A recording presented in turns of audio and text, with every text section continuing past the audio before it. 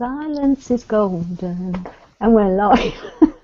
Sorry, we were getting sung in by Kiki's little girl there. We were just talking off there and decided to go live straight away because the conversation was quite interesting.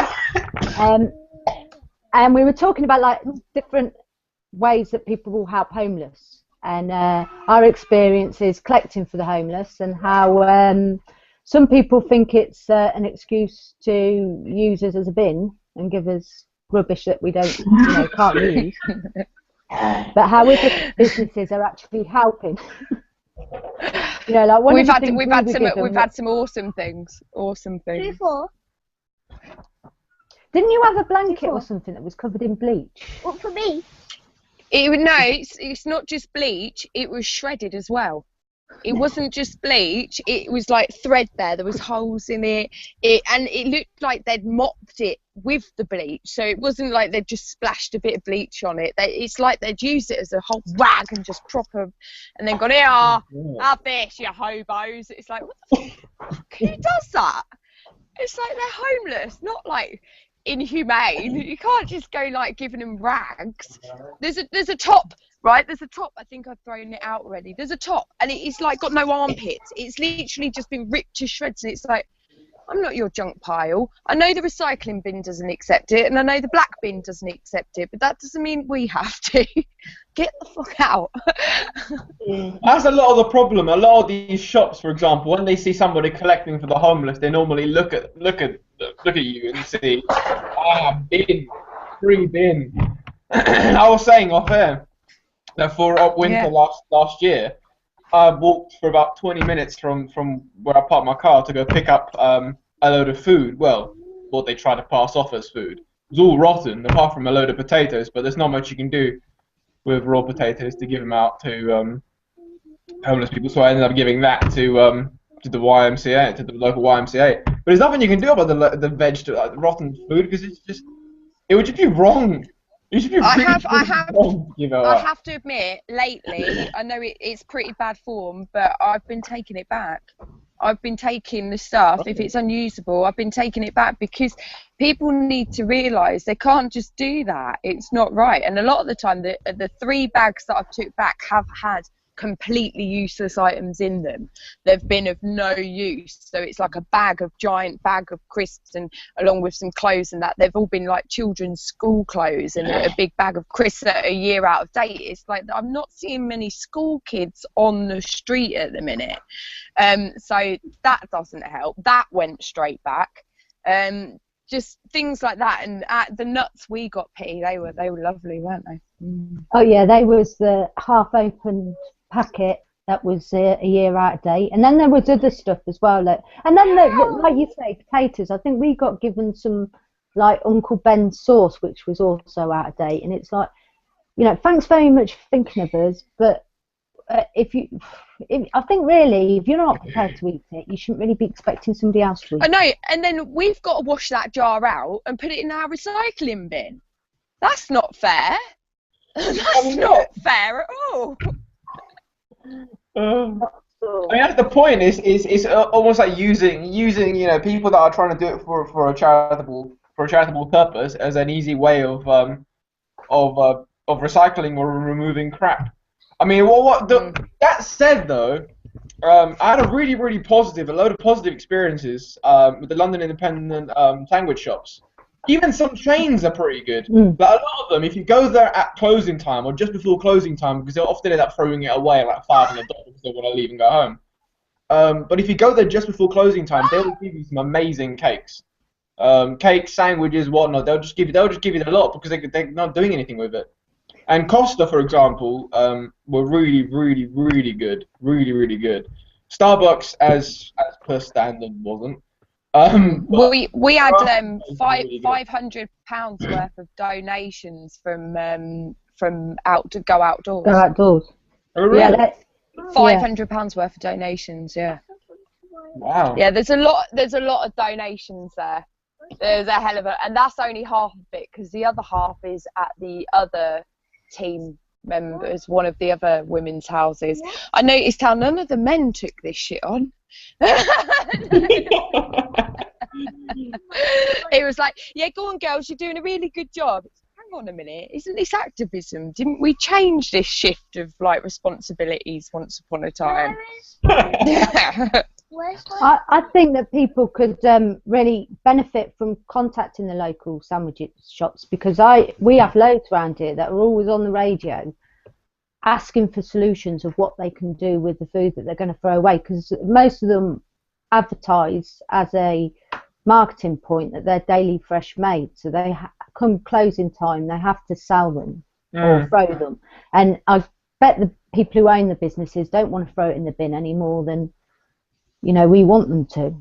And I think it's often a place that people overlook, but a lot of them will give you stuff for the homeless because they'd rather it. It's really easy as well. But there's cases where like people go in the bins afterwards and then they get into trouble for stealing. So Tesco's put bleach on it in itself, because you don't want that stuff. That's why it's in a bin. But people would damage it. No. Put stuff on it. Bleach. Well, that's what Tesco was known for doing that. They will put poison on the food. They say it's the rats. People can't have it. But I mean, a lot of it, the sandwich places, I have to say, were really, really good. Because not this Christmas, but the Christmas before last was the first time I was involved with OpSafe Winter, and we did sort of, go around to the shops. And we just called a load of shops up thinking that, only about 2 or 3 were going to reply. And then we ended up getting so many that we couldn't go around them all. Because then it got ridiculous. Then we thought, we're just going to have a hell of a lot of sandwich, and I mean, half the office was covered in sandwiches. It got ridiculous. And we were worried, because if we didn't give it out, then it would eventually go out of date. Yeah. We were so worried that we didn't want to take too much, because afterwards then we might just be left with it, and then we're wasting food. So it's really, really easy to get involved. I think that's probably one of the easiest ways. If you don't want it to get complicated, just go to a sandwich shop, even your local one. Yeah, well, we used to get the sandwiches for the youth club, I was saying off air, so that any kids that hadn't at home, and some of them, because like you say, there is shitloads, and you kind of like, I don't want to take it all because I'm not going to use all of this, but you don't want to be ungrateful, you know what I mean? So we used to let the kids take it home for their families as well at the end of the evening. They have so much, and that's the point of what they do, because they obviously have to do it fresh, and that's their, as you said, that's their main selling point. Because otherwise, you just go to the supermarket if it's not going to be fresh. Yeah. See, we got donations from Asda as well, so we got given a budget we could buy from Asda, so we just bought all the sandwich stuff from Asda, and then we just made it on the day. It was really hectic. It was. I wish we didn't have to. It was just like bagging it up. 7 o'clock we got up to like make sandwiches and bag it all in time. It was like, oh, Jesus. You want to contact sandwich places, because a lot of them by 12 o'clock they're getting rid of them. So you might not have sandwiches right at the beginning. But we only have one decent. We've only got one decent sandwich bar in Peterborough at the minute in the city centre. And they're quite small. They are a small business owned. I bet you've got a van. I bet you've got business there that has a fleet of vans. Yeah, we've got that's what vans and that. Yeah. That's pretty good. I mean, for us, for example, here in London, we don't have vans, but then again, we've got a sandwich shop at every corner. So and that doesn't even take a lot of time. I mean, could you imagine if everybody that was coming back from the office, at about 5 or 6 in the afternoon when they come out of work, they just pass down to Pret or whatever, and pick up whatever food they don't have for the homeless and distribute it on your way home. You're bound to come across some homeless people while you're walking to the train station or walking back from the train station on the train or whatever else. Yeah. I just found it required so little effort. Honestly, it was so simple. This is the thing, isn't it? It's like we've agreed to go out every Sunday and make sure that every Sunday, because we've noticed the soup kitchens in my city don't function on a Saturday and a Sunday. It's like, why? So we're going to go out at least every Sunday and give out some sandwiches, and it's not going to cost too much between a few of us, and then just get down there and hand them all out. No, I mean it's amazing how much you can get done for such little effort, really. I mean, you guys have put in much more effort than then when we did collecting sandwiches, you know, you got a pile of clothes as high as your ceiling almost. Yeah. The rest of it. But if it's crazy. It's literally crazy. She could get a council garage for like £7 a week, and then literally 2 days a week open the doors and let people come in and take what they wanted. You can get a council garage for £7. Yeah. Yeah, but we have to wangle it because it's only in certain circumstances they allow it, other than for the use of a car. But obviously, I'm not good with explaining details like that. My car will be near the garage, very close to it, so it's not too bad. But yeah, I think that's what we're gonna do, because the next one's gonna be based more around families in hostels. So a lot of that won't just go to the homeless; it'll also go to the new, like, say if they're like running from domestic violence. A lot of the time, they're removed from their house, or they've had to leave their house in really fast, and then they haven't got things like sanitary items, shampoos, conditioners, and most of the time if you're splitting from a joint relationship and your money was joint, it can take weeks, nearly months, to actually get any money sorted. So I think they're another crucial area to look at. But some of that will be going there. God, yeah. I mean, if you're gonna have your whole life uprooted like that because you're running away for a variety of reasons, I couldn't even begin to imagine how difficult it'd be to get anything done, and you're basically on your own. You know, What we've started to do is buy like bins from the pound shop and loads of sanitary products, and put in like, please add donations or take, you know, if you need something, and just putting them in public toilets. It's all very well. Women have been large machine that you can get if you've got money to buy them. You know what I mean? When you're homeless, sanitary problems are the worst problems for women that are homeless, and other things. You know, you could just be out in town. Do you know what I mean? And I need them. So I don't know how long they're going to last, because obviously they do have machines that sell stuff, and they might see it as competition for taking over these machines are, that a certain amount of them are they get revenue from it. I don't know if the revenue would be so big as to them trying to jeopardize a charitable thing. I don't know if they'd make that much money out of it for them to bother. It's almost like a food bank in a public toilet. You've got this box, you know, if you can, even if it's just one item that you happen to have in your bag, you know, just put it in there, and then, you know, somebody who's desperate can use it. Yeah. No, I think it's a great idea. And I don't think companies or people that put those machines in there would actually care that much, because I doubt that's their main source of revenue. I think it's just something extra, just to make a little bit extra. But I doubt it will be significant enough for them to care, to be honest. It's like, you know, you've got those condom machines, and then you've got free condoms right next to them or something like that. I mean, the money they make probably off of that is irrelevant for a lot of shops and companies and places like that. I mean, I'm guessing. I'm not entirely certain. And some unscrupulous ones may end up taking it away just because they want the pennies and whatnot that they get off the machines. But for a lot of them, I think they'll stay. And I think it's a great idea.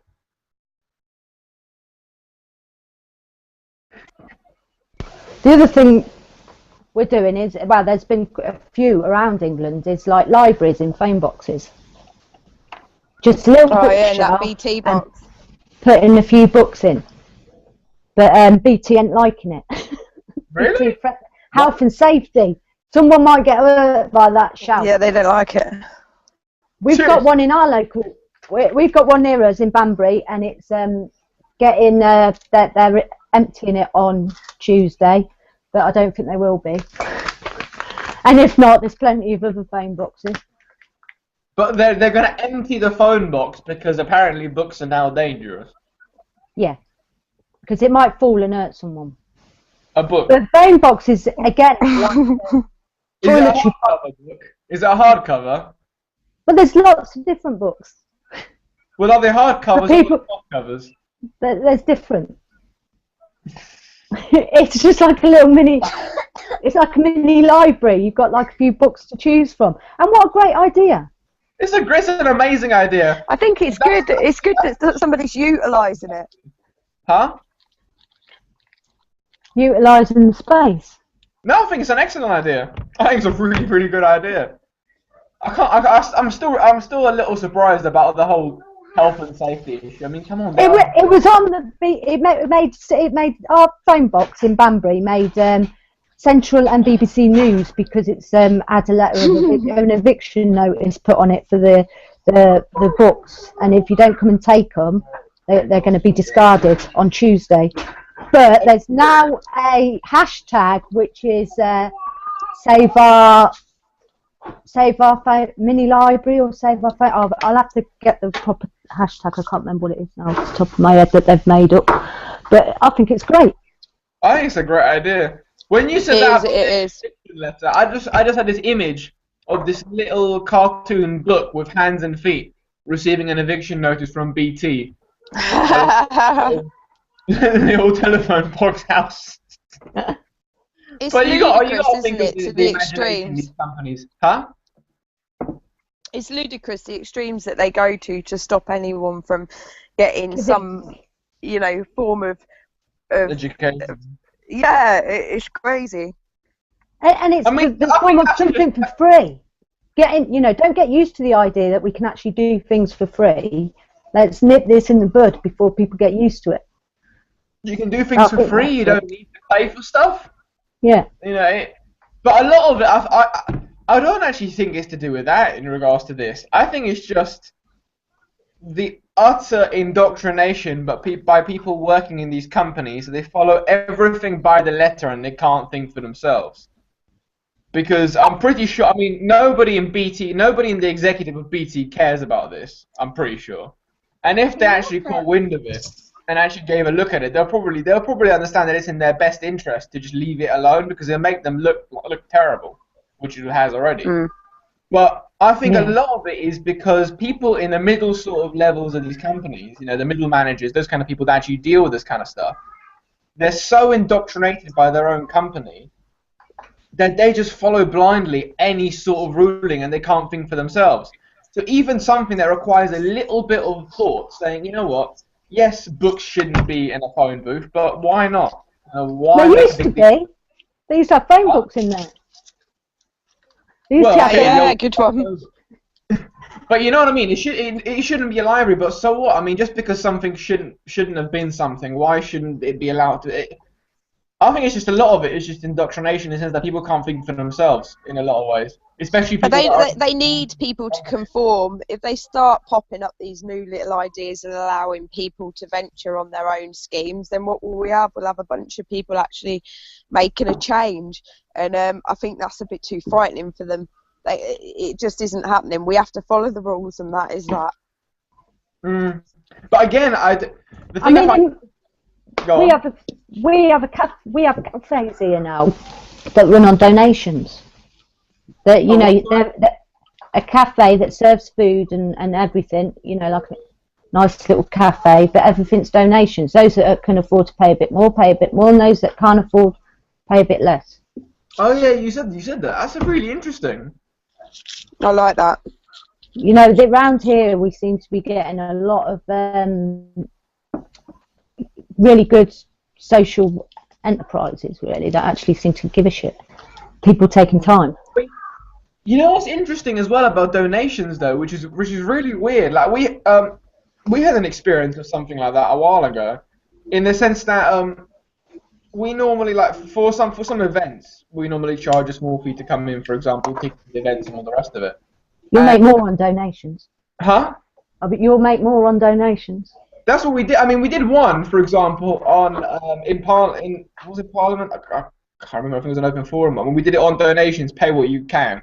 So you can pay a penny, you can pay £12, you can pay whatever you want. And we ended up making a lot more than on ticketed events, simply because some people paid £1 because they're students or whatnot, and that's fine. But some people would then give 12, 20 pounds, 30 pounds, because this is whatever you want it to be. So you actually end up making more.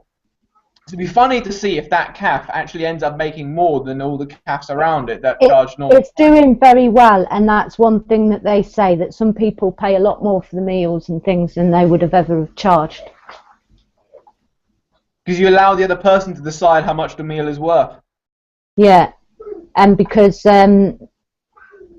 you know, like some people say that they pay more because they know towards the end of the week or to the end of the month that they're going to have less money, so they kind of pay more in the beginning, but they know at the end they're going to be paying less.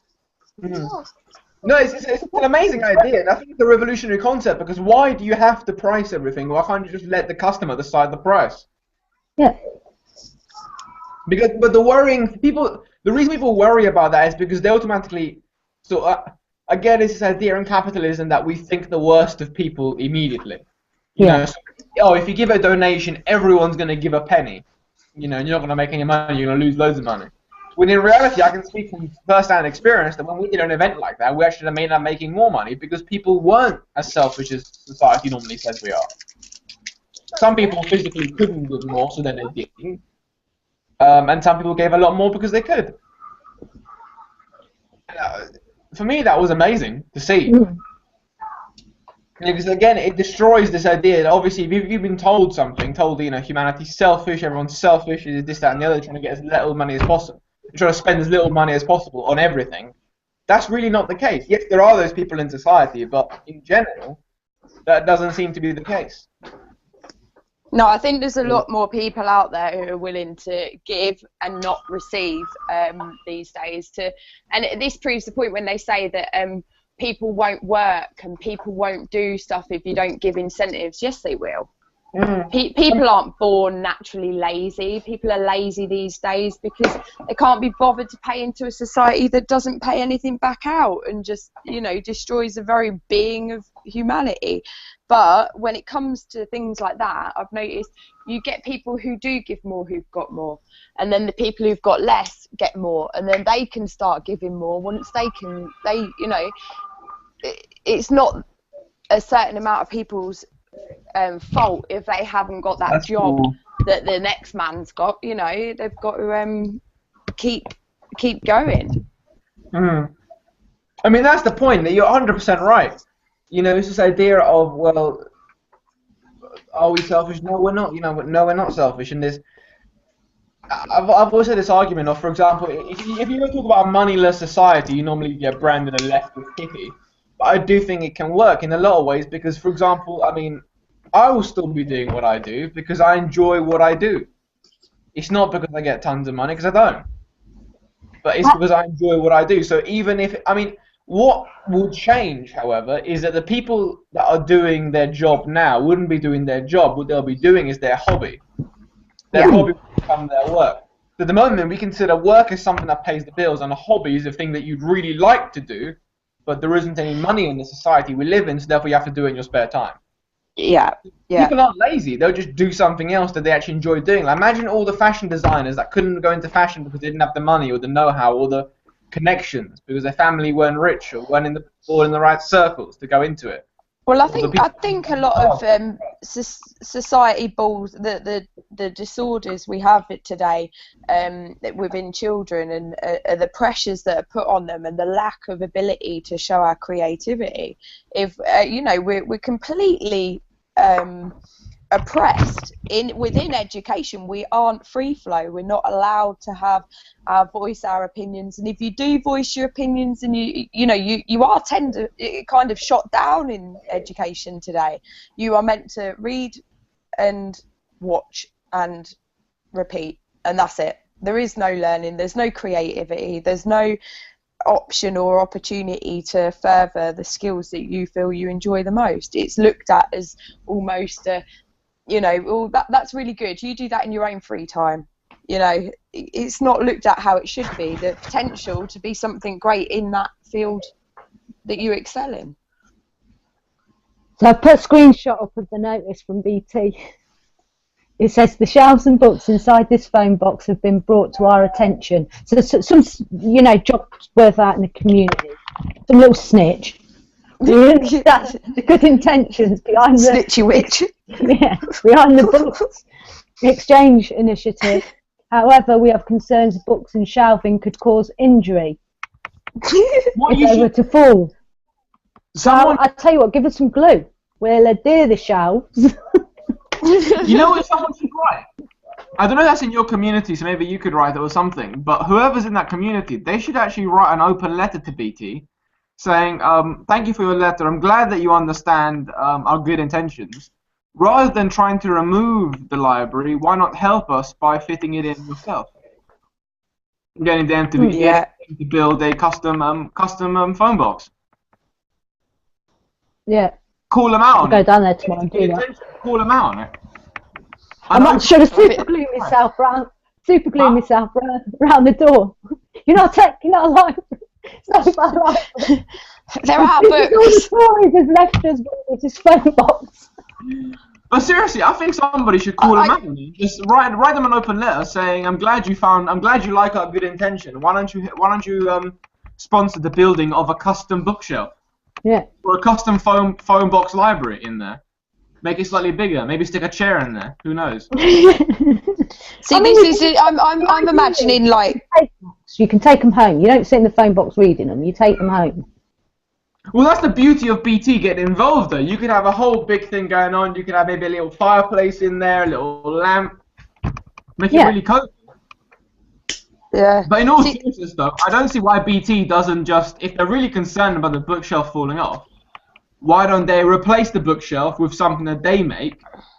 Therefore, it has no danger of falling off. See, I've got pictures of Fantasia in my mind of books flying around and what is it? Is that Alice in Wonderland with the big giant chunky keys? It's like, oh, the books are going to get us. It's weirdness, isn't it? It's total obsession. They are all really demented, aren't they? Well, it's really just they can't think of themselves. It's not malicious in the sense that, I mean, it is. No, I mean BT. I mean these corporations. There's a personal aspect to it. They just want to. They're just doing what the book tells them. Their rules and obligations. They have not regard. They just don't. They can't see what's going on. They just got blinkers on. These are the rules. I don't care about anything else. It's also everybody suing everybody for every slightest little thing. Yeah, that's the compensation. It's like there are people that would, that bookshelf hurt me. And sue BT. Yeah. I mean, on the one hand, I can understand their problem, because if the bookshelf were to fall, the person would have absolutely no problem suing BT over it. It's not like they're going to say, oh, the bookshelf hurt, I'm going to put it back. The majority of people would probably sue the crap out of the BT. Yeah. On the one hand, you've also got to understand them, but my argument is... But isn't it an old phone box that doesn't work? It's still BT, though. It's still their property. Yeah, but surely they can just say, well, here you go, we'll donate it to your cause. It's a fucking phone box.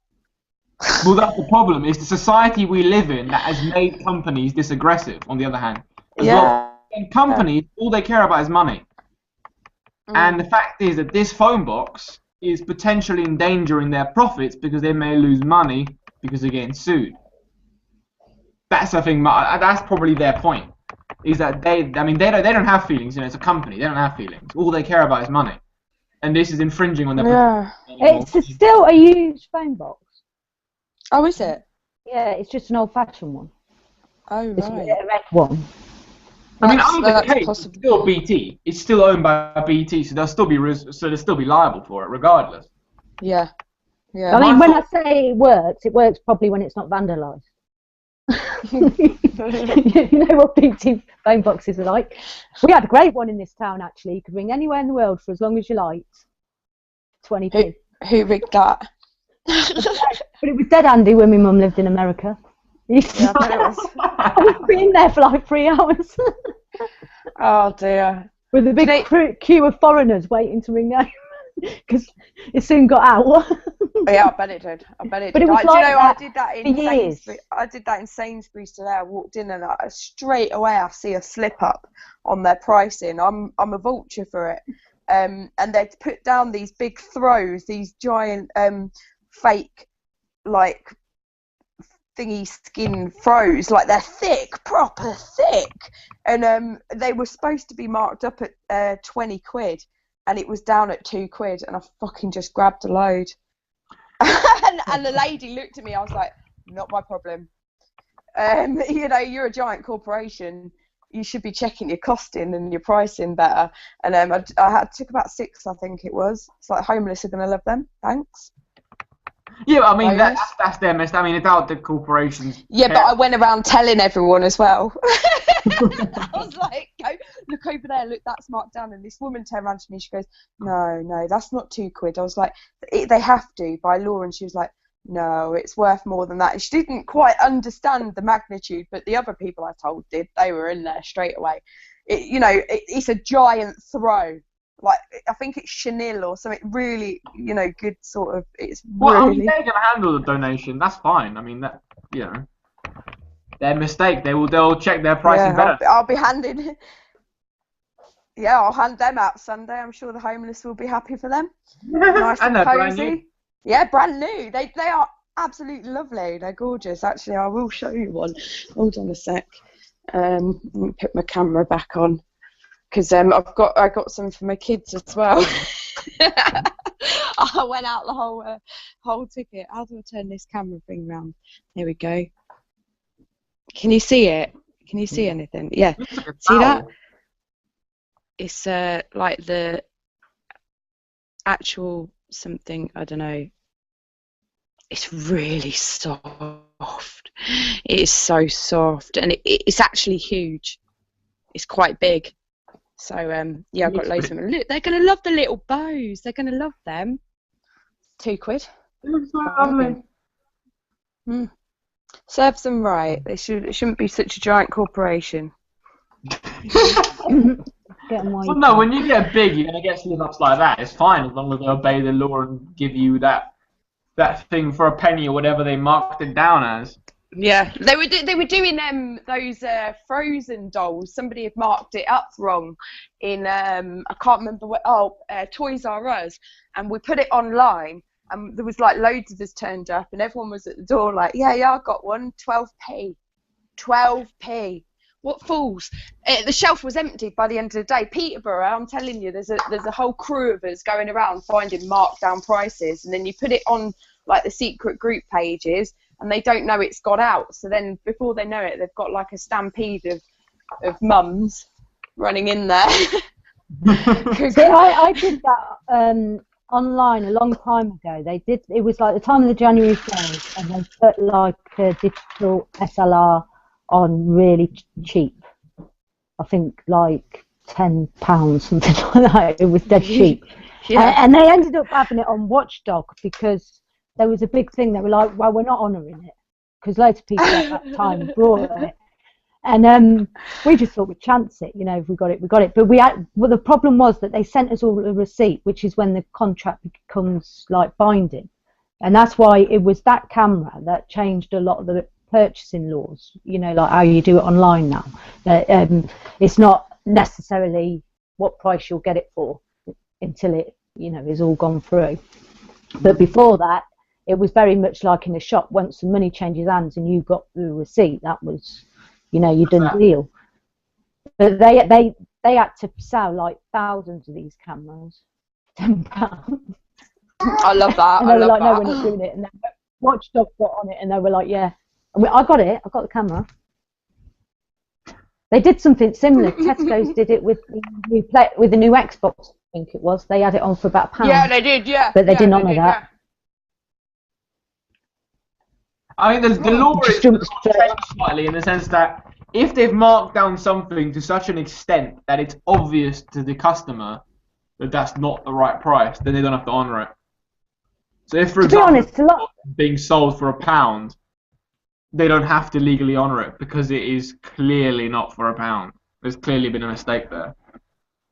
So they still had to give me it today. A throw could be worth a £5 or £2. I mean, you can't really judge a throw. I think it's more for something like an Xbox, for instance. It's a computer console. Clearly, it's worth more than £100. Yeah. Yeah. I think for a throw, for instance, it's just, you can get throws for £2. You can get throws at Poundland. It's not. You can't get Xbox at Poundland. Some shops don't honour it though. They get a bit shitty with you. Because I got some. Like you have to fight for it. You do have to fight for it. And then a lot of times they'll give it to you just so you'll go away. Yeah, I reckon that's my case. I do think that's the case for me. Like they are literally sick of me. Sports Direct, you ain't going to get nowhere. Yeah, no, I work there. They're proper harsh and strict there. I worked there for a little while, and the rules were like fucking. My son sent me in there the other day, right, to get him a top for under his football, but like a thermal. And I went in there, and he wanted the night one, and the night one seemed really thin, so I got him another one that seemed a bit thicker, and it was a bit short on the arms. And the Nike one was cheaper online, so we thought we'd get it online if we did. But they don't even do returns like that. Really? It's in-store credit. Return. Yeah, you only get a credit note, which that used to be not allowed. How can they get away with that? No, legally they don't have to. They don't have to give you anything. I said to him, I cannot go in there anymore. I'm not even supposed to be in there anymore because I wrecked it one time when I was in there. I just threw the sunglasses, displays, and everything. I'm not even... And so I'm not really supposed to go in there. That's not unusual. They want you. Right, if you buy something online, it's $6.99 postage of Sports Direct, right? And there's no free return or anything like that. So you've then got to pay to post it back again. You're not going to get all your money back. But the thing is that they no don't customer service. In Britain, legally, shops, once you buy something, they have no obligation to do anything. You buy it, you keep it. It's shops, because they wanted to keep an image and they wanted to keep you as a customer, most shops out of convention, if you go in there, they'll exchange an item or give you your money back in those rare cases. But they don't have to legally give you your money back. They do it, I think, mainly as a PR stunt. Because if one shop, for example, started it, I can't remember which one it was, where they started to doing the, store credit, then another shop said, okay, well, we'll give you your money back if you don't like the item. And another shop said it's just like a competition for better customer service. But legally, they have no obligation, unless the thing's broken or it's been falsely advertised or something, you've been misled in a certain way. So I don't know why anyone shops in Sports Direct. I know it's cheap, and when you've got kids, they're always nagging for grandmates and things like that. But they're like the Wonga of the sports shops. They've got no customer service. They use free slave labour, on that workfare. They pay shit. They treat their staff like shit, and they basically say, right, we've had your money now, fuck off. I mean, I brought a pair shoes that were too big, too small, so I wanted to exchange them for the next size up. Do you think I could get them to exchange them for the next size up? Fucking couldn't. I could understand if I was asking for my money back. Or if you're asking for a different pair of shoes, but you're asking for the same shoe in a slightly bigger size. You see, most companies would say that's not a problem. Yeah. Most other clothing companies will say, yeah, that's fine. I threw them at her. I said, well, they're no fucking good to me. You might as well fucking have them. Yeah. And then the cups behind, they have them big cups, they all fell to the floor. I was pregnant then. It's like pregnancy almost. Don't mess with me. Oh my god. To be honest, I'll admit I don't like messing with you when you're not pregnant. So PMS. It's like Xena the Princess Warrior. A prettier version, but I'm a delicate wallflower. Yeah, right, okay. So I'm muting because I'm eating Skittles. I'm sorry. Hold on. It's like Alec. I did add Alec, but it's not come. I don't know why. Did you let him know? Well, he just come last time. Oh, no. You didn't let him know? I'll let him know right now. Kiki was sorting it. I didn't know what was going on. She didn't let me know. I was like, Kiki, are we doing it tonight? See, it's all your fault, Kiki. Yeah. Yeah, it's all my fault. I'm sorry. I just put a whole. I see one story today that I would like to talk about, and it was about. Well, there's two stories. One was from probably a couple of weeks ago, and that was where councils are putting old people on a website like eBay to be auctioned off to care homes. What? Yeah. And the other one that I see today was about a council that has they're not they've, because of £10 difference, they've separated a couple because it's £10 cheaper a week to keep the couple apart than it is to have them together. Now these people are paid into the system all their lives. How sad is that? That is ridiculous. That is incredibly sad. That is so sad. But sorry, the eBay thing. What? Yeah, it's like I guess it must be like a reverse auction. Whoever bids the cheapest. So I mean, what? So if I'm a care home and you're the council, you'll stick on Freddie, the 92-year-old. This week. Yeah. And I'll say, well, I'll take care of him for 92 quid.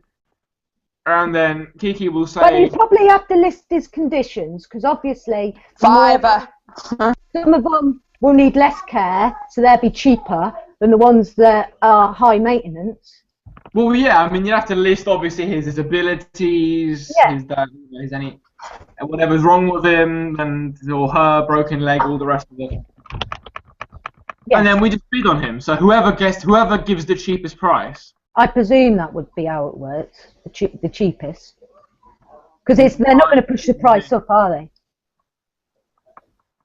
And you buy a human being. Wow. Yeah. Yeah, but didn't James Blunt do that with his sister? What? What, sell her? Sold her on eBay, didn't he? With a Ferrari? And she married the bloke. Seriously? Yeah. Yeah, Google it.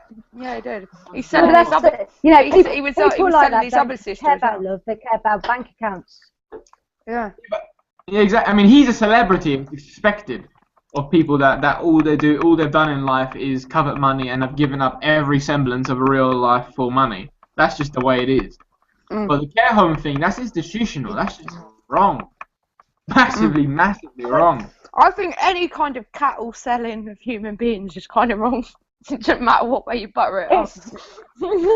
Councils get it wrong at every single level on that. When I was a kid, I remember them asking me if I wanted to find a family when I was living in a children's home. And I said, yeah. And they said, can we do you an advert? And I said, yeah, anything to find a thing. But when, as an adult, looking back, I feel like a dog. Do you know what I mean? I look at this advert that they put in the paper, you know, can you home? Sorry, laughing now, but can you home this 13-year-old, blah blah blah. Didn't they lie? Didn't they lie with you? They said that you played with you didn't like Barbies and shit. And it's like, I fucking did. You just stick what they want in there. Yeah, and it's, you know, you can't. I wasn't old enough to make. You know, you took advantage there because I didn't realise the ramifications of what you was actually asking. You advertised me on the local radio and the local newspapers like an abandoned fucking puppy. You know, as a child, I didn't understand that. Well, you wouldn't. I mean, it's not something that you should know as a child. You shouldn't know about the intricacies of advertising and what it actually means. You know, the people that are around you that are supposed to be older than you are supposed to be the ones taking care of you and letting you know these kind of things and letting you know what's right and wrong. Yeah. Not sticking you in the papers saying, will you house this child? Home needed. Like this one's aggressive. Don't rehome with other children or small animals. Do you know, I got rehoused with this one family, and their son, just whenever they were at the house, never spoke to me. Like when they were there, he was all right with me, and that. And he was about a year or so younger than me, but I didn't last so very long. By that time, I was like, just like, I used to live on the streets rather than places like that. Do what I want. God. But that is ridiculous. But I think the council really do get like still treating people as human beings so wrong. Well, they have this spectacular ability. I mean, you look at the British Parliament. Okay, there are some things wrong there, but every now and again they get it right, and they're not all bad. The councils, for whatever reason, they have this beautiful ability of getting it absolutely royally wrong, but so wrong that it becomes comical if it wasn't that it was real people involved. Yeah. It would be funny if it wasn't for real people being the subject of the problem. I mean, the whole eBay thing. Who came up with an idea like that? I mean, how is that okay in any context? If you sit in a council meeting and someone says, I know, eBay. Data protection. Well, what makes you laugh is there was that woman done, wasn't there, who put her two kids to a good home, blah, blah, blah, blah, blah, and she actually got done by social services for it, that they can willingly sell children with forced adoption in magazines. I didn't know you could advertise kids in magazines, to be honest. I thought that was a law against that, but obviously not. No, if you my daughter's magazine that she gets through the school, because I tore it up in a rage, it's in all of them. There's a little section in there, a little advert for children for adopting, and another one for fostering for you to have a look at. My child, she's 6. I mean, I get really frustrated because I understand that you need to house people, children that need a home, but all too often, people in the system are used as this little carrot, this sad story to get people hooked and healed in, and it's wrong. It's exploited. But then isn't that society anyway? You look at X Factor and in the ones they want to win, they'll put a little sob story on. It's like, there's fucking thousands of children dying in Gaza and you're whinging about a cold you had 5 years ago. Yeah, it's crazy that the way that they can dramatise anything and to win. But all charities do that as well. All charities do that as well. When you've got on the radio, you've got Ben, the homeless man from across the street, who's telling about how this charity changed his life. You give £3 a month and all the rest of it. So that's an exploitation of people. It is. We'll help you as long as you do this little bit of publicity for us and let everybody see how great we are. Exactly. I mean, I'm not sure how comfortable Ben, the homeless person, was, especially now that everybody in the media knows him as Ben, the homeless person. Ex-con. Where's that gone? I'm not quite sure. But I'm really curious as to how this site is going to look like, if it is going to be a site, if they're going to take the eBay logo and do it as in a bidding process. It's just weird. Just really, really weird and wrong.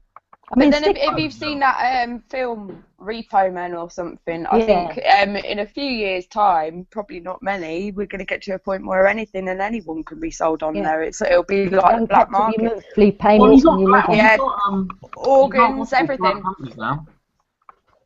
What? You got private military companies, so it's only a small step between private armies and private police forces. How long before it's going to be totally legal when the rich do get to a point where we actually do not have any say, where they do start selling organs to the highest bidder? It's only a matter of time, really. It's not ludicrous. I mean, if we stick with the council, can we talk about like the evictions that are going on over in London? There's a lot in different housing estates, families and that being evicted, and I think it's Barnet. There was a load evicted. Sweets Way. Yeah, Sweets Way, and they weren't given accommodation. Some of them have been sent out of London. Some of them have been sent to Enfield. Some of them are having to travel an hour and a half on public transport to get to school because there's a lot of kids, and families. And looking at the the class cleansing of London at the moment. God. But this wasn't. I mean, just to say it from my perspective. I mean, this isn't something that was new. I mean, years ago, I think I mentioned this ages ago, even when we first started these chats, the JP Morgan report. I mean, they did not hide the fact that London was gonna be class cleansed. You know, they put it in a report saying that this is what is gonna happen. You know, everybody that lives in Greater London is gonna have a certain wealth bracket. Anybody that doesn't have that wealth bracket will be living outside of London. That's why they're gonna try and improve the rail links, because we need those poor people to do the jobs that the rich don't want to do. Yeah, and they've got to be able to get there. Exactly. So they've got to have a half-decent rail network, which at the moment England is pretty shite when it comes to trains. So that is the reason why they're trying to invest so much money into it. But a lot of it is, I mean, this is not something that is. I don't want to say a lot of people are shocked, because they were pumping this media stuff out years ago. It's just that it sounds so ludicrous that you just don't believe it up until it's happening, because you don't think that your capital's going to be class cleansed until it happens. But then, mind you, most capitals do. When you look at, I mean, in some of these areas, they've segregated the areas for the private housing and the people that are going to be in social housing. You know, in a way, you could have like people going to school and not being able to talk to each other at home time. You know, I think that's the way that at home time we can't. It's all good that all the rich people are crowding themselves into London. So when the revolution kicks off, we can just build a giant wall around London and give them that apartheid wall that they love. It's going to make things so much more easier. So it's a win-win. I think the way that it's done is done on purpose. You know, you're seeing it everywhere, where the landlords in good areas of every city as well, the landlords will turn around and say, no more benefit people on benefits, no more this. The council will say, well, we'll house you, but we'll only house you in this area because that's all we've got, because there's a housing crisis. And then eventually, before you know it, it's like we're in projects like in the US.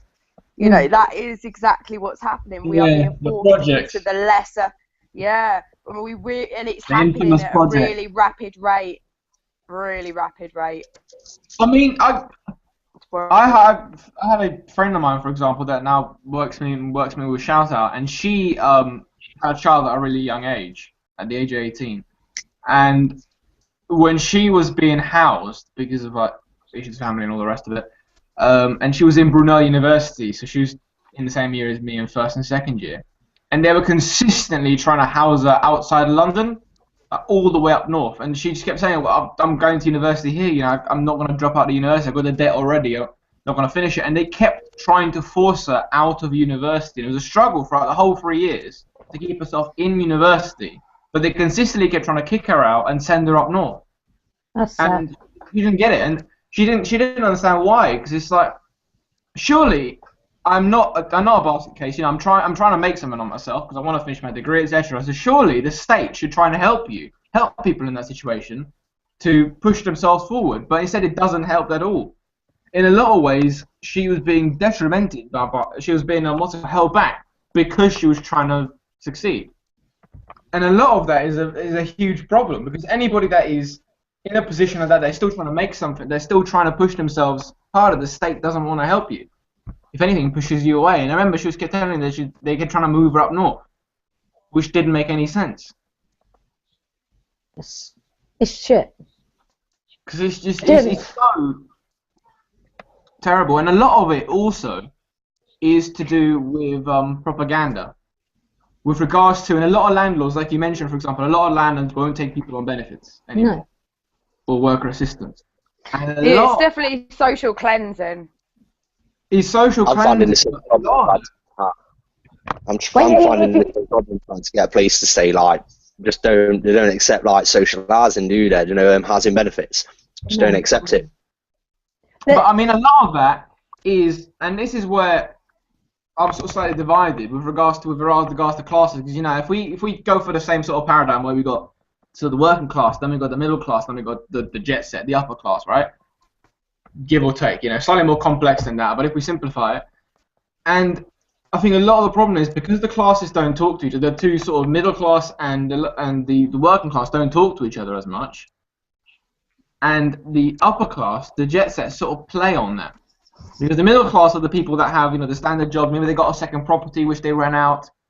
And then because they get fed propaganda consistently from huge amounts of media saying, oh, well, you can't take benefit people because they won't pay the rent, and it's going to be hell to get them out, they'll turn your house into a drug den, all this kind of stuff, because the middle class can't sustain their house being, the second house being ruined because they don't have the funds to remake it.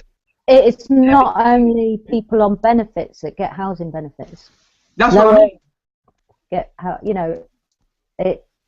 It's shit that you would class it in any way like that. You know, you take it because most properties you have to get references. Oh God, yeah. You know, so guarantors. Even if you're on the DSS, you actually have to have a guarantor, which places a lot of people out there. You know, there's a lot of people out there that hasn't got any family and friends, man. These days, especially with the segregation of society, there's lots. The council have a letting scheme which they pay your deposit and discretionary fund, isn't it? No, this is to find them, but it's the finding the properties that will actually accept it in the first place. Guaranteed, they'll be in those areas they want them to be. Yeah, and they'll be shit pits, to be frank, because they're slumlords. I mean, I've seen some horrendous houses, you know, especially like where immigrants are put. I mean, I've seen some places, for example, when I was moving out of Brunel, and I was so lucky to find the studio flat I'm living in now. But some of the places that I saw were disgusting. Like, they shouldn't even be called homes. I mean, some of them are converted sheds, for example. Just not even convert. I mean, I'm using that word loosely. Literally sheds with a bed. And I've lived in a shed. They were charging about £600 a month for places for a shed, and excluding. And another place I saw which really left me reeling was a small room in a basement, and the only window was at floor level, so it wasn't, you know, where you were here, it was literally where your feet are on the ground. It was single glazing, so all somebody had to do was tap it for it to break. And I remember when I walked into property to go and see it with the estate agent, you could see from the window leftover syringes, glass bottles, and all the rest of it from drug addicts that were clearly hanging out in the alleyway where the window's at. And the room was so dark because the window was about this size, and they were charging £700 a month for that place. It's insane. And you have unless you've lived in a place like that, those are the people that own houses that they rent out in that kind of state are scum. Do you know what I mean? I've had them, they've come in and they've stole my stuff. They've took money off the side. One used to come in and check the meter and always take me cigarettes and things. I put a picnic bench in the garden. I come back, he was trying to take it with his mate. I managed to stop him, but while I was getting somebody to come and move it for safety, him and his mate got it. You know, they took, one time we come in, the fridge had been taken. All the food had been put on the table, fridge and freezer. And it's like, you know, these people are scumlords. You know, you are never going to get your deposit back. You know, they'll come in and they still see it as their house in a lot of times. One of them was a pisshead that still used to come and stay and he'd be so drunk that he would literally piss all over the couch and everything. My God. And he had no room. You know, he'd rented out all the rooms. So he had nowhere to stay. That he just used to come back and stay there, and we couldn't get rid of him. You know, that's another pressure that these sort of people are put. They are real scum. Some of them.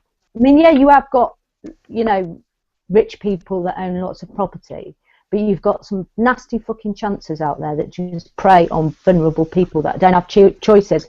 And that's the sort of place that people leaving domestic violence get sent. Where I got sent when I was leaving domestic violence, I was put with heroin addicts, you know, with hypodermic needles all over the place. And then when they moved me from there to another place, which was a bed and breakfast, what they didn't tell me was the bed and breakfast was also used as a bail hostel. Yeah, that's typical. That is quite typical. They do that a lot in Peterborough. But where they stick families in bail hostels.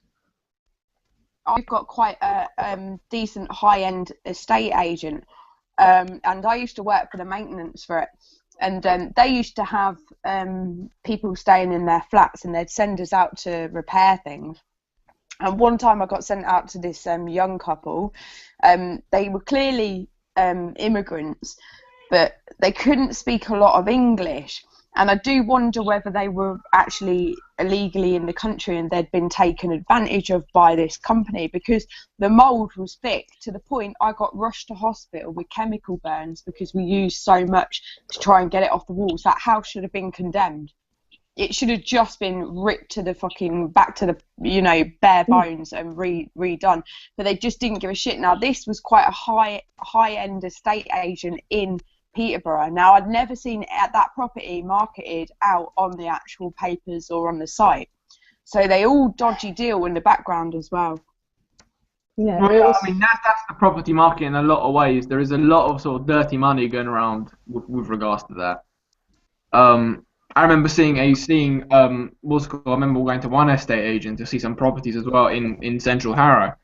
And I remember this is to go see the property, took me behind, you know, one of those massive metal doors that you see around the back of buildings. Yeah. And we sort of went in there, and there was like a winding staircase, and all of it, there was so many doors of all these little studio flats.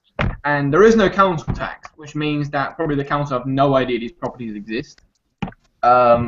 All the bills were included, so it was probably the property was owned by the shop, which has all these back sort of rooms, which was supposed to be storage space originally when the shop was a lot bigger, but because the shop sort of downsized and sold off parts of the front end, they kept all the back space and then rented it all out. And not a single person spoke English there.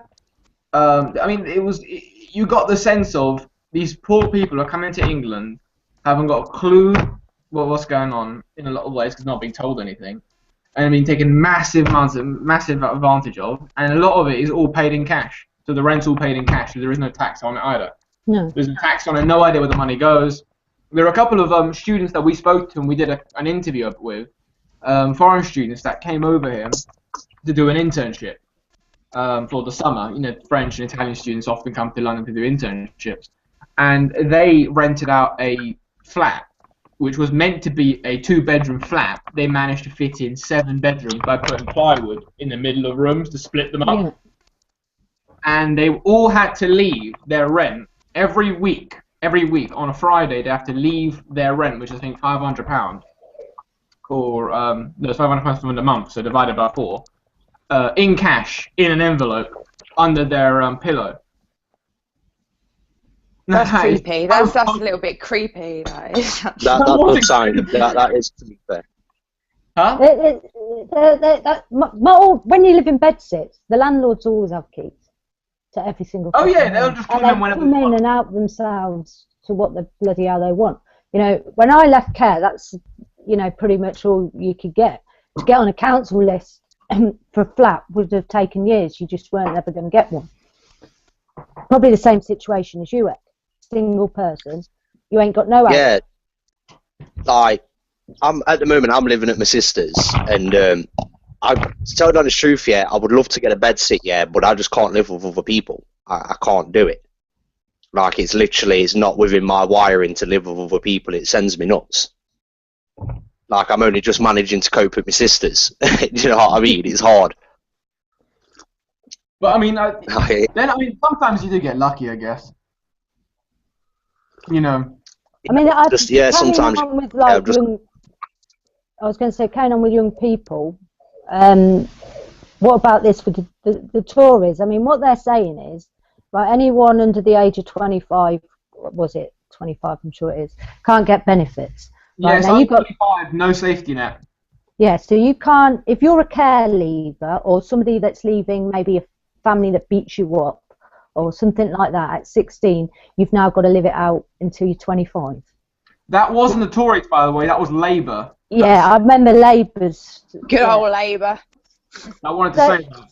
Which I was almost for Labour up until Ed Midtown came out with that crap. So what they're saying is, like, people like me who left care would be absolutely fucked. Pretty much, 100%.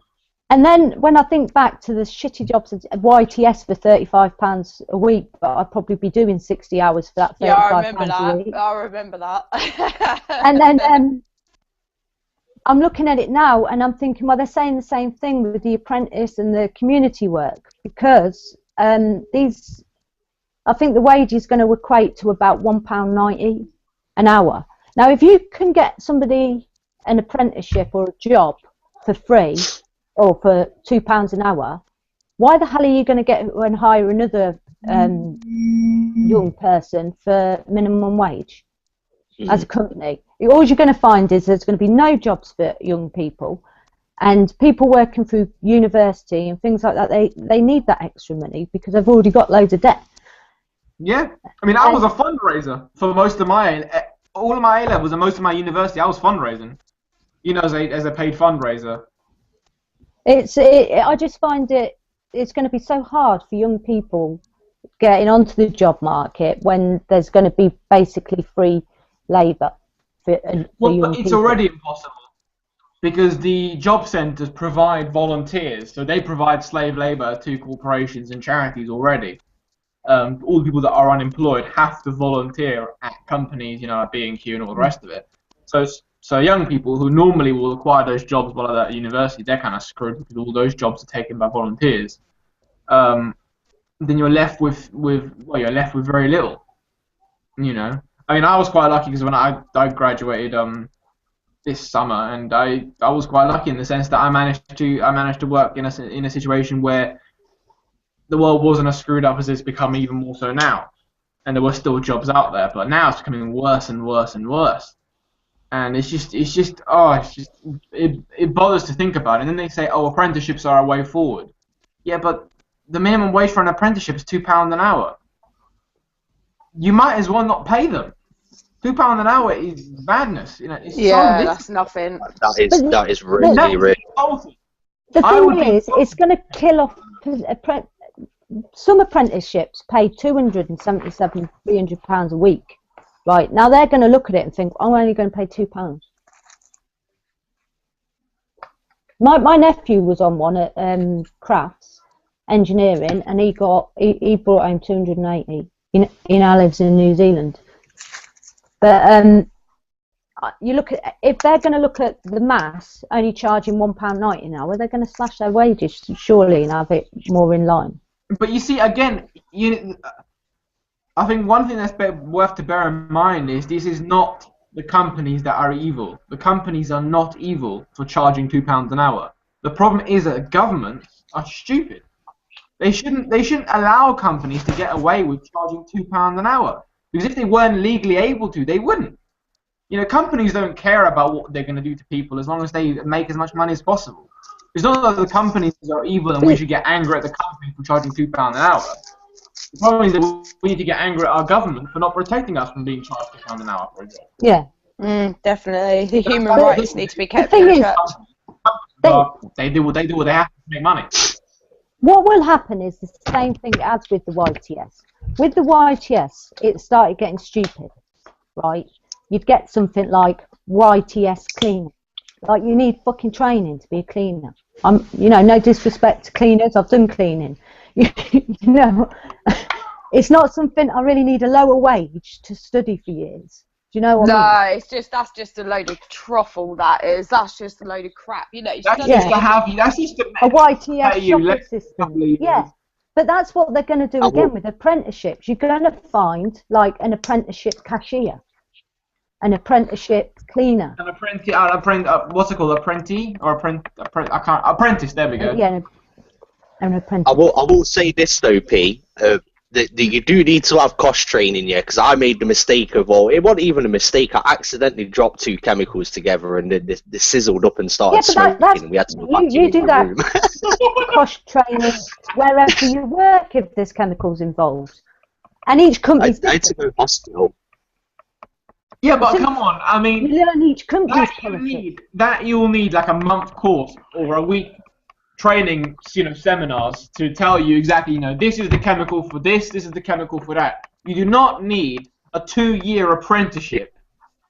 Yeah. And a diploma at the end telling you know which chemical to put in where to clean something. Yeah, and then to go somewhere else and work there and have to do it again because their cosh is handled slightly different to the company that you was at before, because you have to learn the cosh policy for everywhere you work. It's not by the way, I did want to mention very quickly because I'm gonna have to go soon. But I did really want to mention the. Has anyone had a look at the campaign budgets for this year's election? No. Anyone got any ideas how much they're gonna be? Well, the Conservative one, which is always a joke. No, but No. Fucking high, ridiculous. 8.3 I'll be back million. in 2 minutes. Back in 2 minutes. How much? Say that 8.3 again. million. 8.3 million. And how much is Wow. Greens? Huh? How much is Green Party? Green Party is about, I don't know, £5. Yeah, that's what I mean. I'm joking. Fair fight. It's a fair fight. It's awful, isn't it? The Labour Party is 7 million. The Labour Party 7 million. I think the Lib Dems is about 4 million, and the UKIP's I think about half of that, and the Greens are probably half of that. So the Greens probably don't even have a million in regards to campaigns. And let's face it, right? The Greens, didn't they just refund? It was over 10,000, I think. I'll say 10,000. But they didn't accept it because the bloke avoided tax. You know, not only have they not got any money in their budget, but they're fussy about who they accept donations off as well. You see, this is the problem with the Greens. For God's sake, take some cash because you need it. You're fighting an election. Yeah, they're going to get slandered no matter what they do anyway, aren't they? So they might as well. I mean, in the end, you can then use that money to counter the slander that you're going to get, plus the other slander that you're going to get from being accused of being tree hugging. So you might as well. I mean, Yeah. the one thing I would say about the Conservatives, and there's a lot of negative stuff you can say, but when it comes to campaigning, they have turned it into an art form because you're going to see, and they're going to destroy Labour this coming election. They're going to absolutely obliterate. Yeah, but of course the Conservatives are going to get more donations because they are the most corporate interested. That's not necessary because the Labour Party have got all the unions backing them. Yeah, but how much is the Labour budget? I bet it's not that far behind. Did you say? It's 1 million behind. 1 million behind. They said that they could have actually. I mean, because the Labour Party's got 7 million and the Conservatives have got 8.3. But they were saying that the Labour Party could have actually made a lot more if it wasn't for, surprise, surprise, Ed Miliband. If it wasn't for, because companies are so, I mean, most of the Labour funding came from the unions. Well, yeah, exactly. Most of their funding came from the unions because Ed Miliband refused to go to the business conference. You know, they have I can't remember what it's called, the business conference. So they had to send Ed Balls instead. And a lot of company donors who used to give money to the Labour Party backed out because they said, well, I get that you're the Labour Party, you put people over money, but for God's sake, at least show up. You know, you can't ignore the economy because that is, whether you like it or not, a big part of the society we live in. So, and on the one hand, to be honest, I agree with them. You can't, yes, people over money, but you can't just blatantly ignore a big side of society because a lot of it is to do with corporations and banking and finance. It'd be interesting to see what happens this election. I'm very interested. It's gonna be the weirdest one in a long time, I'd say. It's not going to be an outright winner, is it? No, God no. I think it's gonna be a Conservative Lib Dem coalition again. I do, because Conservative get first dibs, don't they, in a hung parliament? Not necessarily. No, it's the biggest party in the Commons that gets to decide to make a coalition. If it's a hung parliament, i.e., there is no outright majority, then Conservative get it. Not necessarily, because if the Labour Party have an MP more, then they have to try and make a coalition. It's whichever party can make an outright majority first. So what would happen? I read an article and it said, because I don't know, there's a difference. Like, what's a hung parliament? Is that's just where there's not like how many seats? Hung parliament means that there is no outright majority. There is no majority to form a government. What percentage is that on? Because it's not like 50-50, is it? No, a majority means that you have to have 51%. Say you've got 100 MPs for argument's sake. A majority means a party has to have 51 MPs. Now, when it's a hung parliament, it means that no party has 51 MPs. Some have 30, some have 20, some have 10, some have 2, and whatever. So once it becomes a hung parliament, then the two biggest parties, the one that has the two biggest number, have to then make coalitions with other parties to then try and reach a majority. That's what I thought, but I read an article. I'm trying to think where the article was, in a newspaper, and it said that in a hung parliament, the one who was in power had the first chance to form a government. If they couldn't form the government, then it would be on the majority, which I didn't think was right. I didn't think the article was right, to be honest, and I'm now thinking it isn't. I've never heard that before. I mean, if you look at, for example, the first hung parliament we've ever had. Maybe it's a new rule that the Conservatives wrote. We didn't notice. It might be a new rule that the Conservatives wrote and we didn't notice. Maybe.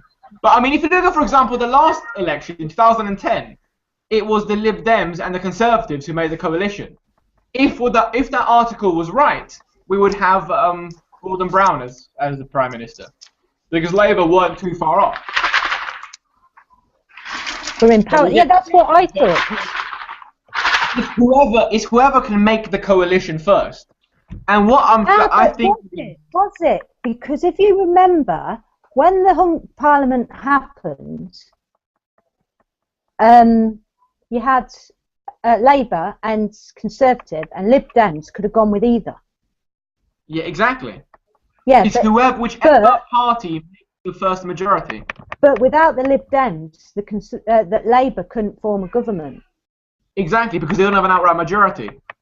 But say it was a four-way split, quite simple. Would Labour have got the Greens, for instance, yeah? Would Labour have got the first choice because they were in power? So like they all had 25%. It's not so much the first choice, it's whoever. Basically, the leaders then have to scramble with the other leaders to make a majority. And then it's literally whoever out of the parties can pick up the phone and call the Queen or call Buckingham Palace first and say, I've got a majority to make a government. And then they get in the car and drive to the Queen's palace, and then she says, you're going to make the government, you're the Prime Minister for the next 5 years. So it's literally whoever can say, I've got an outright majority to make a government. And if they can't do that, the biggest party becomes the government as a minority government, like John Major, for instance. John Major, who had a minority government after the Thatcher years. Yeah. He couldn't make an outright majority, so it was given to him because he had the biggest party in Parliament. But he had, 47. To get a majority, you need 51. But if you can't make a majority, that's why the Lib Dems had so much sway. Because the Lib Dems had enough MPs so that if they went with Labour, they could have made a majority with Labour. If they went with the Conservatives, they could have made a majority with the Conservatives. So in the end, they held the power of who was going to be the next government, Conservatives or Labour. And they obviously chose Conservative and went with Conservatives. So I think this election we're going to have a hung parliament, and then the Conservatives and the Lib Dems are going to make a joint coalition again for the next 5 years. Because the UKIP have been trounced by Channel 4 with their recent debate, with their recent video. Yeah. There's this attack on racism and so forth that's going on against the UKIP, which is a good thing. The Greens have still not been taken seriously, and sad to say, I don't think they will be taken seriously in this election. I think it's still too soon. Maybe the election afterwards, but for this one, I think it's still... they've just only now been invited to the debates, for the main leader debates, I think it is. So I think they're slowly going to be brought into this sort of serious politics, but it's going to take another election, I think, before they become a force to be reckoned with. And UKIP are just going to die out, I think, because they're more of a creatures of substance. They're building up now because everyone's scared of the European Union and what the European Union represents to the media. UKIP have had a right shot in the foot this week, haven't they, with the photo emerging of him drinking with the guy involved in the metro attack of that man. Did you see the video of in the metro in Paris where Chelsea were playing and the football fans stopped a black man getting on the train? Oh yeah. Well, one of the blokes who was involved in that. Oh, he was drinking with Nigel Farage. Yeah.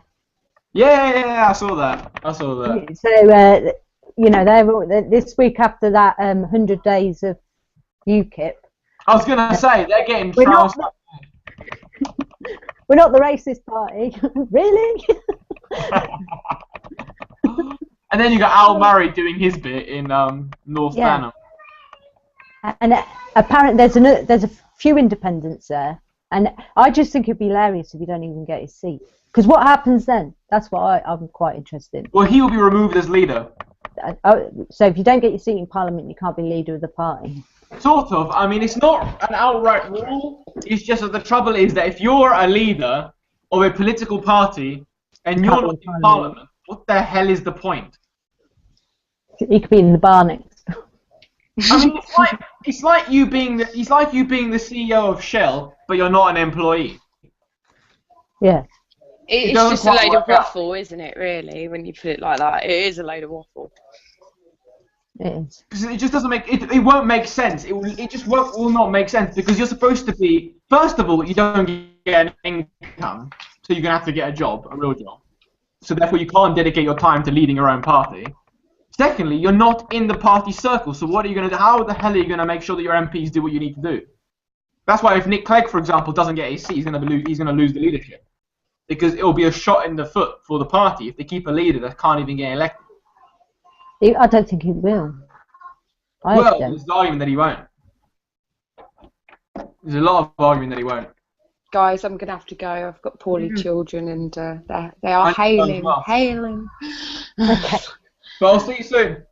All right, bye. See you soon, guys. Bye. Bye. Bye.